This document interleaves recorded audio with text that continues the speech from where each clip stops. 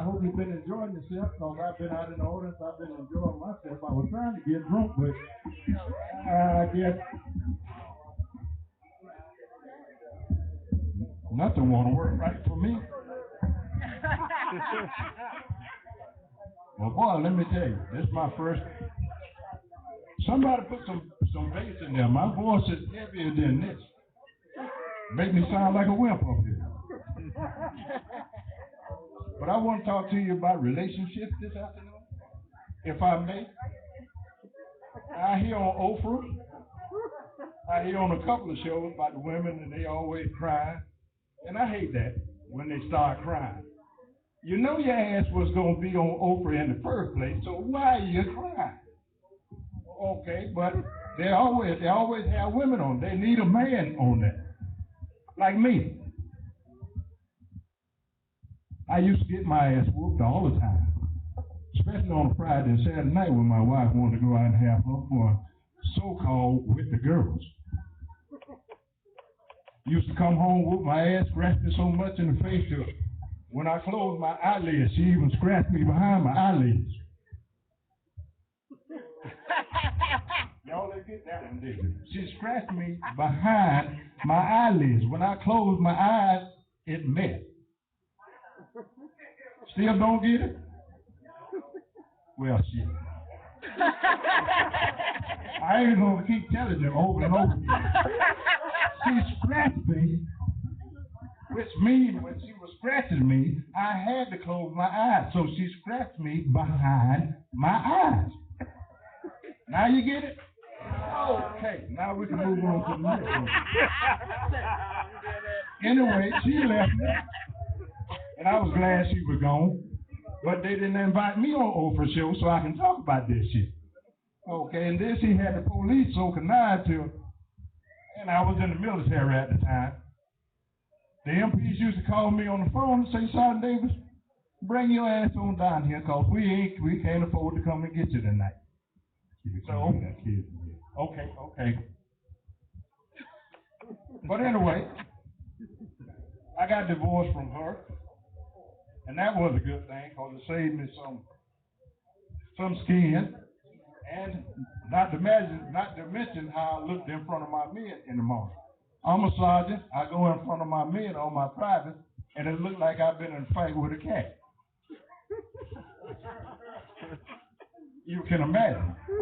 Get over there and do some push-ups. Yeah, son, but you got beat up last night. It's hard to get somebody to follow you when you can't do what you say.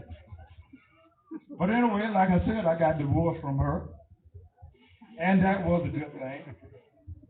But then she left me with my two daughters. Now here's a man, an army man, got two daughters, don't know nothing about women in the first place. But I learned more with them two girls about women than I ever thought I would know about a woman in my life. Say, for instance, when it comes that time of month. I get woke up in the middle of the night. Daddy. My sister in there, she bleeding to death. So you can imagine waking up out of your sleep in the middle of the night. You run in the room and you see blood everywhere. I'm thinking the little one done been stabbing her with a knife because she was just that bad. So I jump up, I put her in the car, we rush over to the hospital.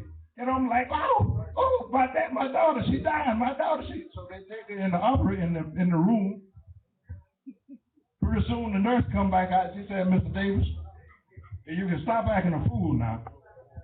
I said, why? Because my baby is dying. She said, no, sir, you can stop acting a fool. All you need to do is when you go home, is stop by the store and get some pads. And that's when it dawned on me, it was that time of month. Okay. Now, with that same woman, this way I found out DNA to you guys is so important today. Because you don't want to spend the rest of your life paying for something that you didn't do or you had nothing to do with. At least somebody get it. Okay. But I'm in Fort Hood, Texas, still in the military. I get a call over the radio telling me that my daughter was on the verge of dying. So they fly me back to Alaska in a jet. First time I ever flew in a jet. Matter of fact, it was the first time, the last time, and the never time, because I'll never do that again. I get back to the hospital. They rush me there. I'm sitting in the hospital. They just, everybody running around because my daughter was anemic. Okay. Shut up over there. My 6 minutes will be over fast, so it's like a shot. But anyway, 3 minutes. Okay, they rushed me to the hospital. My daughter is there. Huh? Jeez. Anyway, my daughter is there. I need to talk fast, because 3 minutes go fast, right? Okay, my daughter is there in the hospital. She's anemic. She's dying. She needed blood. So I rush in the room, throw my arm on the table, and tell them take all the blood you want because I want to save my daughter. Okay, they take the blood, they go back in, they test my blood, and the doctor come back out. He said, "Well, Mr. Davis, I got a good one, and I got a bad one." I said, "Well, give me the good situation." He said, "The good situation is we found a blood type for your daughter." I said, "Now, what's the bad?" He said, "The bad thing is she ain't your daughter."